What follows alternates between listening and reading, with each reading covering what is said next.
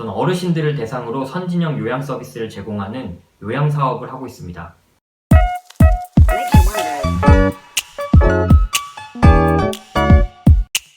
포리얼입니다. 오늘은 제가 계속 사업 관련 그리고 창업 관련 영상들을 올리면서 봐주시는 분들께서 제가 어떤 사업을 하는지 또 실제로 사업을 하는 건 맞는지 궁금해 하시는 분들이 계시는 것 같아서요. 오늘은 제가 하고 있는 사업에 대해서 조금 이야기를 드려보고자 합니다. 저희 회사는 2016년 8월에 법인으로 설립을 했고요. 약 4개월 동안 한 800만 원 정도의 매출을 올렸습니다. 그리고 2017년도에 연매출은 14억 원 정도를 했었고요. 그리고 작년 2018년 연매출은 21억 원 정도를 했습니다. 올해 목표하는 매출은 제가 시뮬레이션을 조금 돌려봤을 때 지금 현재 외부 투자를 조금 유치하려고 노력 중인데 외부 투자가 유치되지 않을 경우에는 연매출 40억 원 정도를 하지 않을까 예상이 되고요. 외부 투자를 유치해서 저희가 지금 중점적으로 또 투자를 하려는 영역에 좀 투자를 들어간다면 한 연매출 60억에서 65억 정도를 할 것 같습니다. 저희는 설립 2년 만에 TBCF를 했었어요. 이렇게 설립한 지 얼마 안 됐지만 고속 성장을 할 수 있었던 어떤 노하우와 그리고 제가 경험하면서 부족하지만 느꼈던 것들을 계속해서 유튜브 채널에 공유하려고 계속 올리고 있습니다. 오늘의 영상은 제가 왜 사업을 하게 됐는지에 대해서 좀 더 중점적으로 이야기를 드려보고 싶어요. 제가 사업을 하고자 생각했던 가장 큰 요인은 모두가 그렇겠지만 돈이었습니다. 돈. 경제적 요인이 가장 컸습니다. 어릴 적부터 가정 형편이 그렇게 좋지 못했는데요. 제가 기억하는 한 제가 고등학교에 다닐 때까지도 저희 집은 빚을 갚았습니다. 초등학교 저학년까지 제가 살았던 집은 화장실은 밖에 있고 샤워는 부엌에서 해야 되는 그런 단칸방이었습니다. 그런 데서 부모님과 저와 함께 월세살이를 했었는데요. 그 집마저도 재개발로 인해서 저희가 계속해서 살지 못하게 되면서 제가 초등학교 3학년 때 다세대 주택의 반지하 집으로 이사를 갔던 것 같아요. 그때 제가 초등학교 3학년 입장에서 이야기를 했던 말이 이제 더 이상 화장실을 밖으로 안 나가도 되겠다. 이제 집안에 화장실이 있어. 이러면서 되게 좋아했던 기억이 있어요. 지금 생각해보면 부모님께서 그런 이야기를 듣고 얼마나 마음이 아프셨을지 조금 슬프기도 합니다. 저는 근데 저희 부모님을 굉장히 사랑하고 또 부모님에 대한 존경이 있을 뿐 원망이나 이런 건 전혀 없습니다. 누구보다 열심히 사셨고 누구보다 정직하게 사셨어요. 그런 환경 속에서 살다 보니 저는 특별하게 사춘기를 겪은 적도 없는 것 같습니다. 그냥 어떻게 하면 내가 주어진 현실에서 이것을 극복을 할까에 대해서 많이 고민을 했었어요. 그래서 남들처럼 공부를 열심히 하고 공부를 열심히 해서 좋은 대학에 가서 취직을 하면 나는 성실하게 잘 살아갈 수 있겠지 라는 생각들을 하면서 공부를 열심히 했었습니다. 그러다가 문득 깨달았어요. 내가 지금 주어진 환경을 역전시키기 위해서는 남들이 가는 대로 부의 서행 차선을 타서는 이 환경을 역전시키기는 쉽지 않겠다. 그래서 사업을 해야겠다라는 마음을 갖게 됩니다.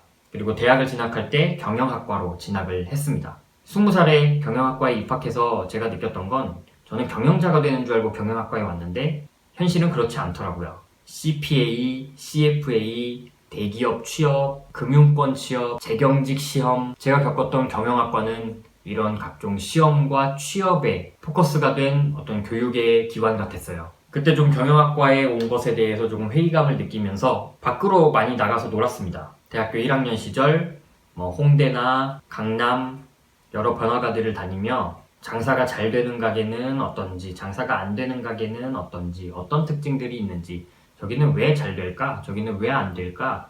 어떤 클럽에 사람이 많은지, 어떤 술집에 사람이 많은지 이런 것들을 막 보기 시작했습니다. 저는 학교 밖에서 실질적으로 돈 버는 방법에 대한 지식들을 얻고 싶었어요. 그리고 막 제 나름대로 그런 것들을 고민하면서 그런 것들을 보고 느낀 걸 가지고 경영학 시험 시간에 그냥 시험을 봤습니다. 근데 잘 맞더라고요. 그래서 시험 성적은 항상 좋았습니다. 제가 얼마 전에 졸업을 했는데 우등 졸업생이라고 또 졸업장에 표창장을 얹어서 주시더라고요.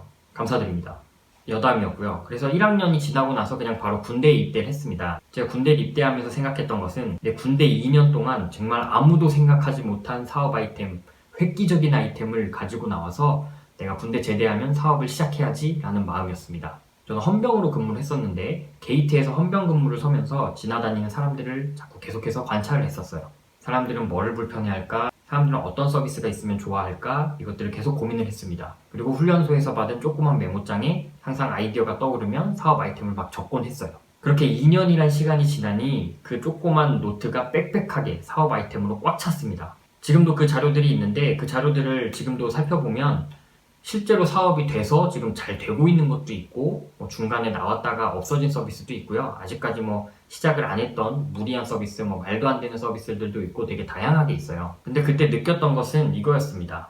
아, 내가 생각한 아이디어가 실제로 실행을 하면 사업이 되겠구나. 아이디어가 중요한 게 아니라 실행이 중요한 거구나. 그렇지만 그 당시에 굉장히 적었던 사업 아이템들은 대부분 플랫폼이나 뭐 어플리케이션을 만드는 그런 기술 기반의 사업들이었는데 전 기술이 없었어요. 전 경영학과에 왔기 때문에 뭐 코딩을 배워보지도 않았고 실제로 제가 어떤 프로그램을 개발할 능력은 없었습니다. 그래서 엔지니어 친구들을 막 찾기 시작했는데 엔지니어 친구들을 찾는 게 그렇게 쉽진 않았어요. 그래서 장사를 시작합니다. 군대를 제대하고 학교로 복학한 뒤에 동대문에 가서 물건들을 사입해서 팔기 시작했어요. 근데 그냥 물건을 사서 파는 것은 경쟁력이 없다고 생각했기 때문에 물건을 산 다음에 제 나름대로 그것을 튜닝했습니다. 그때 팔았던 것은 주로 액세서리와 뭐 의류 이런 것들이었는데 그런 물건들에 조금씩 디자인을 좀 더 가미시켜서 그 당시에 트렌드와 조금 맞추고 SNS를 통해서 저의 아이템을 좋아할 타겟들이 모여있는 그런 페이지 위주로 활동을 하며 마케팅을 벌였습니다. 그러다 보니 돈을 소소하게 벌었어요. 근데 이게 돈을 벌겠지만 제가 이것을 평생 직업으로 할 건 아니고 세상에 영향력을 끼칠 만큼 임팩트가 있는 사업일까라고 생각을 할 때 그런 생각은 들지 않았습니다.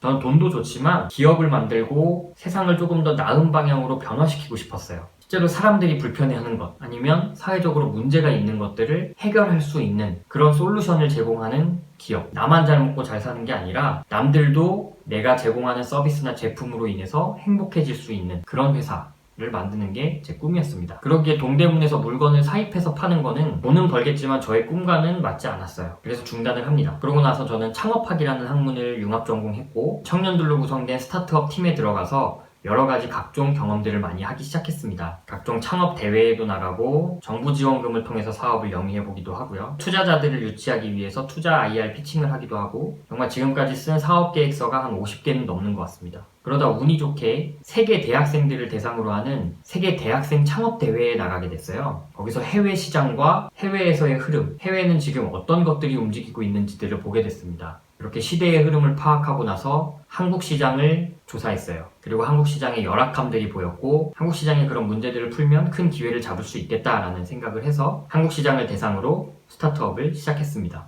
그게 제가 지금 하고 있는 사업이에요. 저는 어르신들을 대상으로 선진형 요양 서비스를 제공하는 요양 사업을 하고 있습니다. 고령화 시대에 기술을 기반으로 기존의 요양 시장들이 갖고 있던 여러 가지 문제들을 해결하면서 케어 기술의 혁신을 가져올 수 있는 케어테크 사업을 하고 있습니다. 한국에서 독보적인 선진형 요양 시스템을 만드는 것이 저의 꿈이에요. 그리고 그것을 위해서 지금도 계속해서 사업을 영위하고 있습니다. 제가 하고 있는 사업의 굉장히 구체적인 내용과 그리고 어떤 과정들을 거쳐서 제가 창업을 하게 됐는지에 대한 내용은 제가 과거 쫄지 말고 투자하라라는 방송에 출연을 하게 됐었는데 혹시라도 조금 더 궁금하신 분들은 쫄지 말고 투자하라 시즌6 30회를 봐주시면 좀 길긴 한데요. 중간중간 스킵하시면서 내가 도대체 무슨 사업을 하는데 어떻게 사업을 하게 됐는데 라는 내용들을 확인해 보실 수 있을 것 같습니다. 오늘 제가 어떤 사업을 하는지와 사업을 하게 된 배경 사실 첫 번째 이유였던 그 돈에 대한 이야기들을 해봤는데요. 그거 외에 창업을 또 결심하게 된 다른 계기들이 있습니다. 그 내용에 대해서는 제가 다음 영상에서 말씀드릴 수 있도록 하겠습니다. 오늘도 영상 봐주셔서 감사하고 구독과 좋아요 부탁드립니다.